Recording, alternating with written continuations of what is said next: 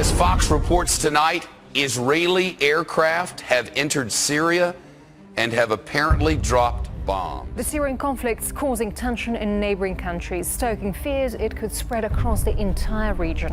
A rocket was reportedly fired from Lebanon into Israel just a day after an attack on part of the Lebanese capital in the latest escalation of sectarian strife in the country. RT's Middle East correspondent Paula Slier is following the latest developments for us. The Hezbollah leader Hassan Nasrallah has clearly stated that he and Hezbollah are involved in the war in Syria. He was addressing thousands of his supporters in the southern Beirut suburb of Dakhia on Sunday.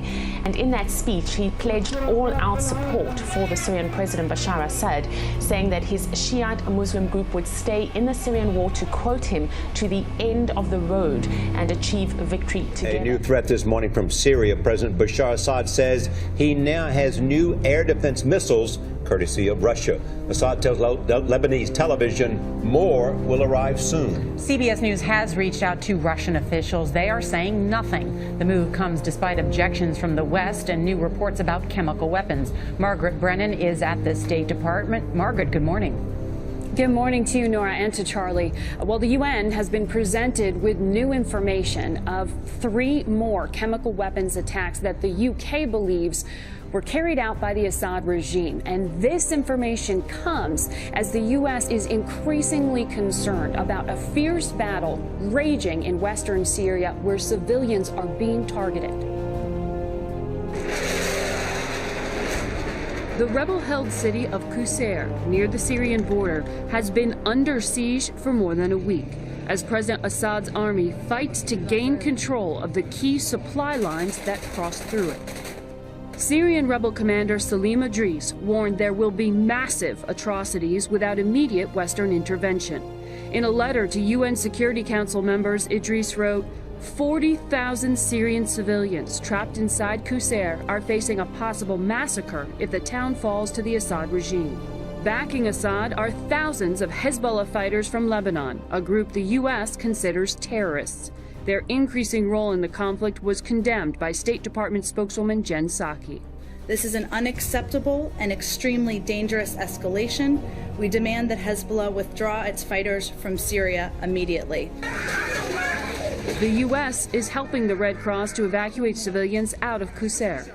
Meanwhile, the Syrian foreign minister told Lebanese TV that President Assad will stay in power through 2014 and likely run for re-election. Rebel leaders have said a political solution to the crisis is only possible if Assad first agrees to leave power. These are the weapons that are causing so much controversy. A shipment of S-300 Russian surface-to-air missiles designed to defend against aircraft and cruise missile attacks. Russia says it's merely fulfilling existing weapons contracts.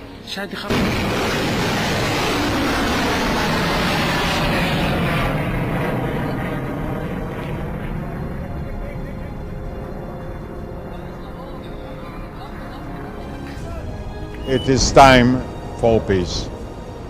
I think this is the general desire, and this is the clear option.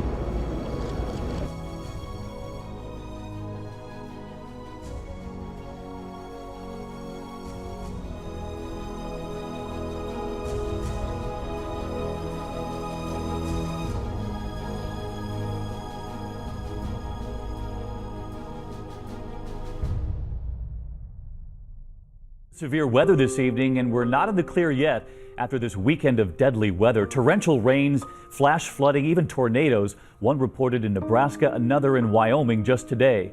And of course, the snow in parts of the Northeast. We showed you this image last night. It's now gone viral. The snowbanks on Memorial Day weekend measuring 5 feet or more.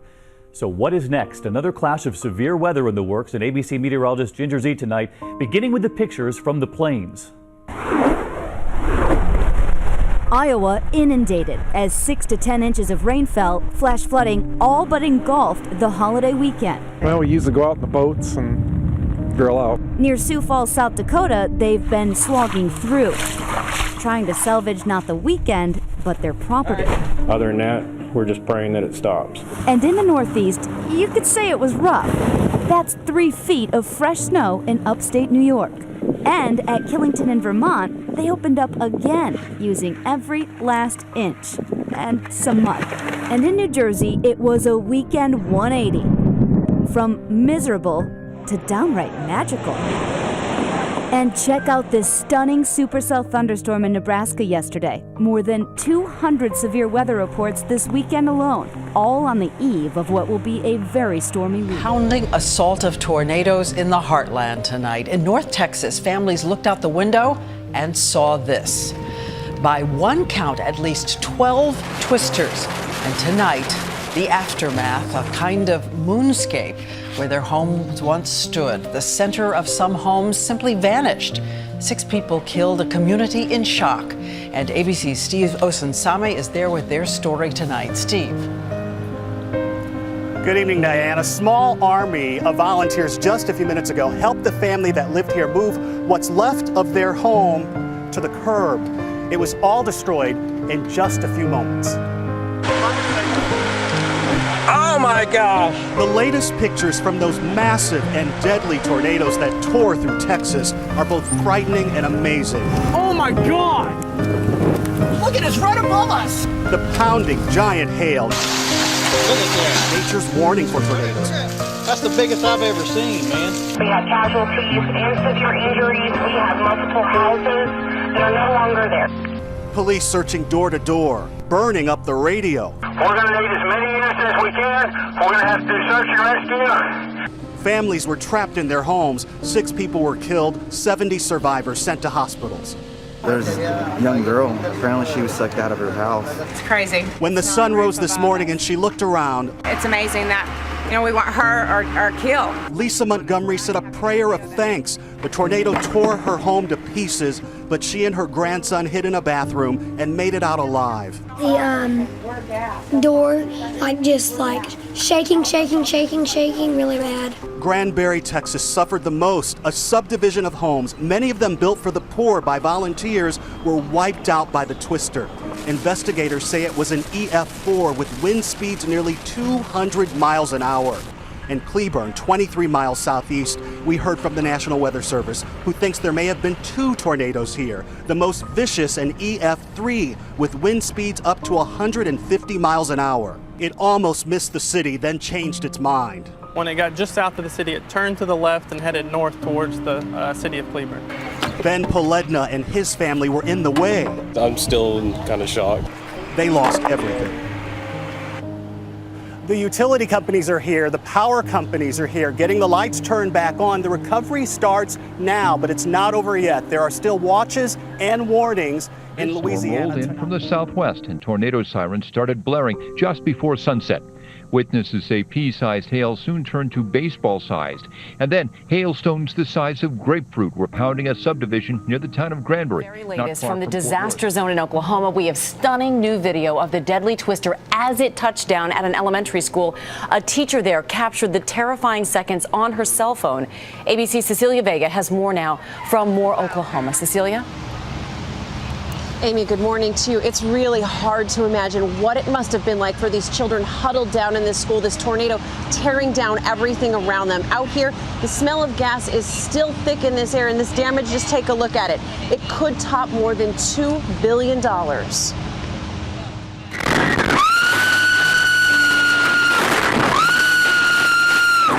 You can't see it, but you can hear it. Terror in the darkness, just as the massive EF5 twister is tearing through Briarwood Elementary.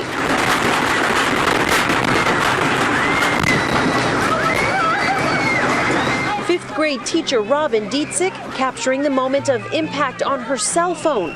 Listen as she tries to comfort her students, clinging to each other in a darkened bathroom. It's almost over.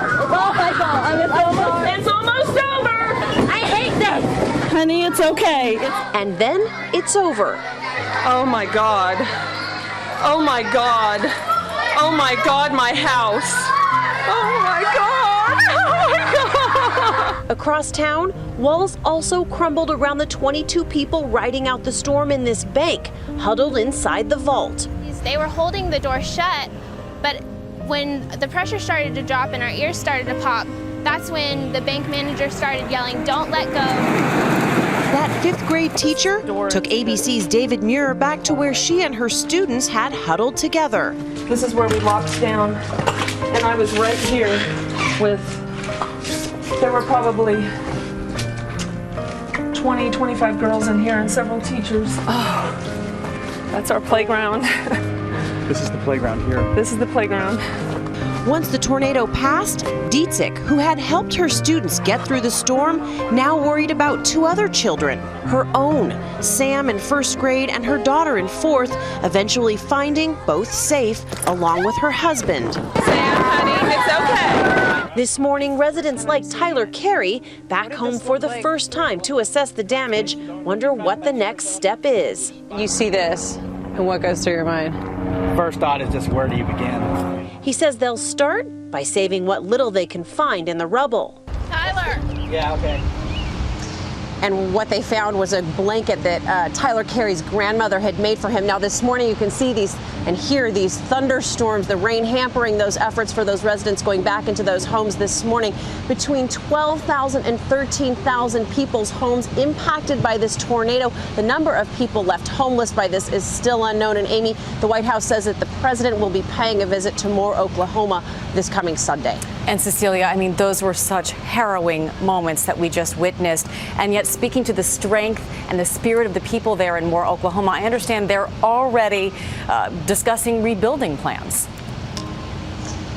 That is something almost every single resident that we've met out here tells us, that they want to rebuild. This is a community who is used to living with these tornadoes. Nothing ever like this before, but this sense of resolve, this spirit to rebuild is out here. But really, it's first things first, and that begins with restoring power, and that's what's happening in these neighborhoods starting today. So much to do, but certainly our hearts go out to everyone there. Cecilia Vega, thank you so much. Great to see all that support there. Well, rainy weather and cooler temperatures this spring are making life tough for farmers across the country. Many have been forced to delay planting crops, and that could lead to higher prices at the grocery store. Tammy Lane, welcome to the Fox 42 News at 9. A Council Bluffs neighborhood has a sinkhole problem. The city says it's working to fix it. But as Fox 42's Kurt Casper reports, people who live in the area want it fixed now before more damage is done, before more people get hurt. It's a story you will only see right here on Fox 42. I mean, we go on vacation and we tell our neighbors and they watch our house. Lately, Kristen Flinker has just been hoping her house is there when she returns. Unfortunately, it's just not getting anywhere. It's getting worse. As you can see, the street has been dealing with a sinkhole problem. Just yesterday, there were 3. See how this person can put her whole arm below the sidewalk? As my son? Oh, lengthwise, yes. It was definitely as big as my 5-year-old. He was trying to stick sticks and hands underneath there yesterday. Families in Northwest Omaha are frustrated. The problem has to do with water and a lot of it. Mike McKnight gets answers in this Fact Finders investigation. The wet spring has caused damage and danger to grow toward 2-family homes. I mean, it's thousands of gallons coming through our yards. Swirling runoff from a commercial lot has created a sinkhole and cut a gorge leading into the backyards of 2 neighbors. Got a swimming pool that I didn't want. John Hilson worries about his kids. The ground can be loose right here where I'm standing. They could fall right through. It's just not a safe environment. Tyler Hand lives next door. That's what I'd call them, sinkholes. He says it gets worse than this photo shows. He's put sandbags around the foundation, and you can see the water's gotten this high because of the rotted siding. The property manager for the land behind blames grass clippings and wood piles left by others for diverting water flow and punching a hole in a protective berm. My thumb can only hold so much water back. That's why fact finders contacted city permits and inspections. That's a lot of water coming at your property, and if it's going to undermine and not know where it's going, it's probably going to cause further damage. So it would be, it's in our best interest to look at it as quickly as we can. The homeowners say the water flow problem needs fixing before the next downpour, and they demand the neighboring lot owner go below and beyond. I'll keep fighting until somebody picks up the tab on fixing our yards. Doors started to not shut. Cracks in the walls started appearing. The garage door was coming off its hinges, and there was some huge cracks in the floor that we were noticing. We could feel them even underneath the carpet. It's very painful to see your house like this, especially in this condition, especially after all the years of putting hard work into trying to make this a really nice place, doing remodeling and upgrades to appliances and to the rest of the stuff in the house, and it just seems like all the work that I put into it is just gone. Certainly because of development on steep slopes and stuff, we do see slides from time to time, but they're always associated with a storm event or something like this. This is really unusual, and we haven't seen anything like it. We're working as hard as we can to try and identify the source. We've made several requests to the governor's office to help us declare a state of emergency out here. Arresting pictures of an ice wave in Minnesota rising up with such force, it's destroying everything in its path. And Sam, this is about these temperature changes, right? Yeah, because on one side of the country, the west, we've got 80s, 90s, and 100s today. On part of the country, we've got these cold wind chills, 20s, 30s, and 40s. And because this cold air has been sitting right here around the Great Lakes, temperatures like this that feel like this, the ice hasn't had a chance to melt. So that ice, now picked up by winds in this pattern, is blowing on shore, and that's a problem for the folks on shore. Our Ginger Z is in Lake Mille Lacs, Minnesota, to show you what a problem that is. Good morning, Ginger. Sam, this is wild. Look behind me. What looks like heaps of snow is not. It's actually ice, shards of ice. This is what happened when the ice started attacking. Come with me into this boathouse. It punctured right through the walls and into this and a dozen other structures. Nikki, it's really pushing in. It is a colossal blob of ice coming right toward Darla Johnson's cottage. All she could do was hit record. Michael, get away from it! In less than 10 minutes, the ice that sounded like breaking glass broke glass in these homes, smashing right through the walls. It just busted through a door over here! The ice was pushed ashore by strong winds. Now look at the terrifying wave from above. At times, it climbed to 3 feet deep. It's going right through their house! It's called an ice heave, and it happened in Manitoba, Canada this weekend too, where an incredible tsunami-like wave of ice destroyed a dozen two-story homes. Bang, the ice came right through the living room here. He said, grab your purse, grab whatever you can, get the keys. We got to get out of here. So you can see right back there, that is the lake, and all of that thin ice was pushed right up with those strong winds onto the shore. Now their ice out, or when it melts, was about 2 to 3 weeks late, and that had a lot to do with why this happened. And in those dark days of the aftermath of this past storm season, you could hear people asking, what's next? Pestilence? Locusts? Well, close. How about cicadas? As you may know, they hibernate underground, and they only come out every 17 years. And that would be right now, just when we thought nature had nothing left to throw at us. Our report tonight from our Chief Environmental Affairs correspondent, Ann Thompson. The signs of spring are popping up everywhere. But this season's real blockbuster is a sequel. Cicadas, the return of Brood 2. After a 17-year absence, this noisy group is coming back in force, says University of Connecticut researcher Dr. John Cooley. The usual figure that we like to quote is several million per acre. Per acre? Per acre. So we're talking billions and billions. Yes, billions and billions. It's a lot of cicadas. May the 27th, 2013. Tens of thousands of formos and termites swarmed New Orleans on Wednesday night, leading many people to believe that the apocalypse had struck the city. It takes around 5 years to reach a size where the colony can create a version of the termite with wings to restart the flying cycle. Colonies normally consist of around 5 million insects. They could be seen all over town, drawn to the light of houses, local businesses, and cars.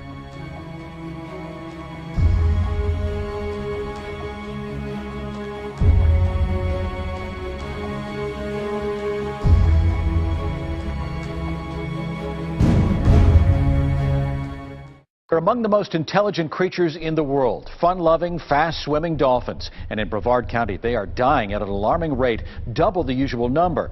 So are other important species in the Indian River Lagoon. West 2's Dan Billow is there now. And Dan, do we know the cause? Jim, we do not know the cause, and we don't seem to know how to reverse what's happening either, nor do we know whether this could be the beginning of a total collapse. Problem is we don't know what it is, and that is kind of driving us crazy. We would like to know what's going on. Every dolphin biologists recover is photographed and carefully examined in a search for answers. About 30 of the Indian River Lagoon's 700 dolphins have been found dead this year, with the pace accelerating in April and 3 more found yesterday. So we have sort of bad weeks, and then it seems like it gets better, and then it gets worse again. Manatees are dying at an alarming rate as well, along with pelicans. It's triggered a federal study to find the answers. After a cold snap in 2010 and a heavy algae bloom that clouded the water, seagrass began to die. Thousands of acres of it are gone. Dolphins depend on the fish that breed in the seagrass. Manatees depend for food on the seagrass in this 150-mile-long waterway that runs along Florida's coast. It's a very special place in the United States, and the Indian River Lagoon is an essential habitat for lots of different animals and plants. Dolphins over there. Bob Watkins is a tour guide for Island Boat Lines, where the boats are still full of eco-tourists who still get a good look at healthy dolphins and manatees. But the dolphins that have died have empty stomachs and have lost a great deal of weight. Biologists just don't know if this is the first sign of disaster or a short-term problem. We have to remember that there's fluctuations in nature. So food supplies change, natural toxins change, that sort of thing.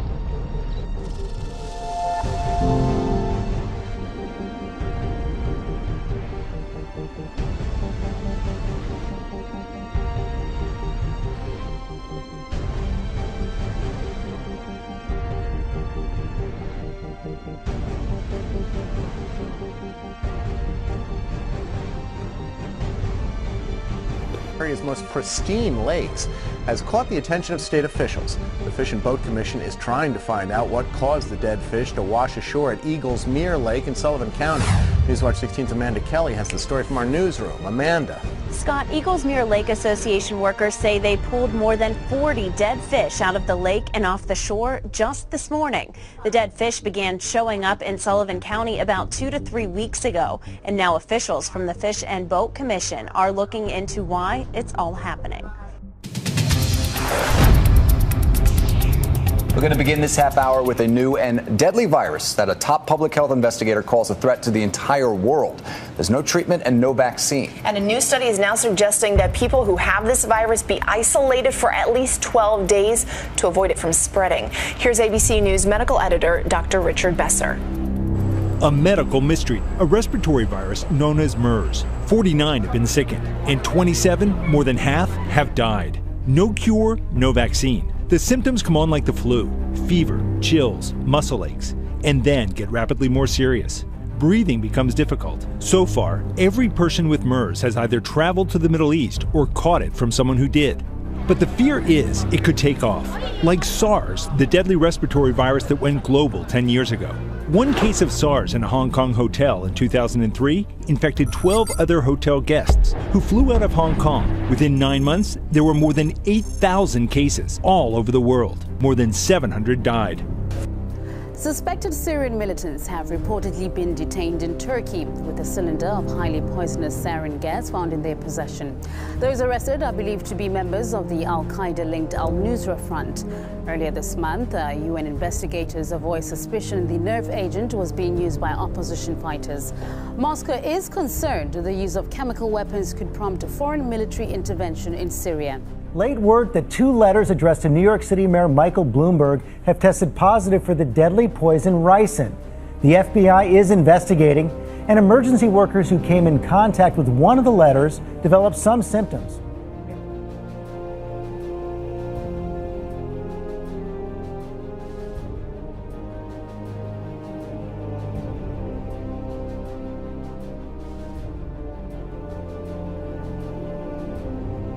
Might also be nice to circle May 31st on the calendar just to be on the safe side. That's because a huge asteroid called 1998 QE2 is going to pass by us at the relatively safe distance of 3.6 million miles. That's about 15 times the distance between the Earth and the Moon. And while scientists think it's a safe distance, in other words, what could go wrong? Probably best to stock up on canned goods nonetheless. People as far afield as Cornwall and Lancashire have reported seeing a large meteor flashing across the sky last night. Witnesses described a blue or green light with a tail behind it. This shot was picked up by a CCTV camera. There it is. Look at that. In Cardiff.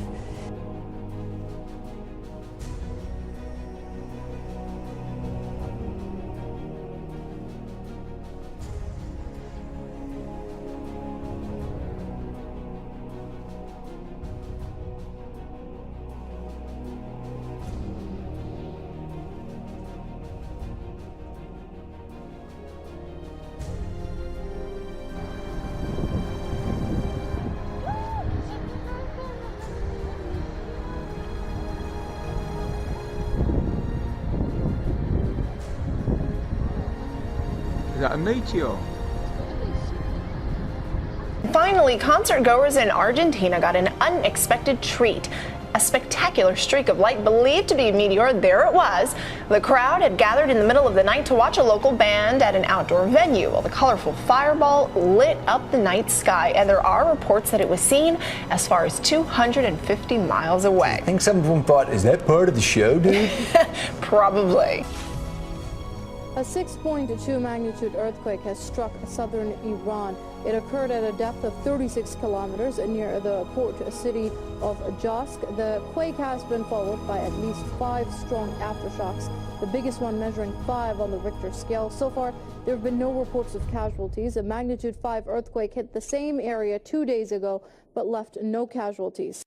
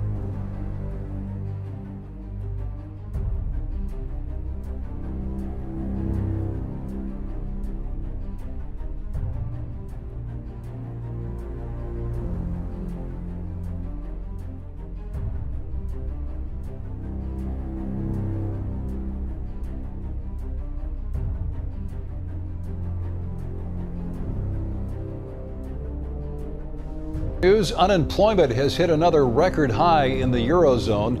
It rose to 12.2% in April. Nearly 19.5 million people are out of work. Unemployment numbers are even higher for young people in Europe. The numbers show just how bad Europe's economic crisis is and how difficult it will be to turn it around. Some economists warn that the Eurozone still has not hit bottom.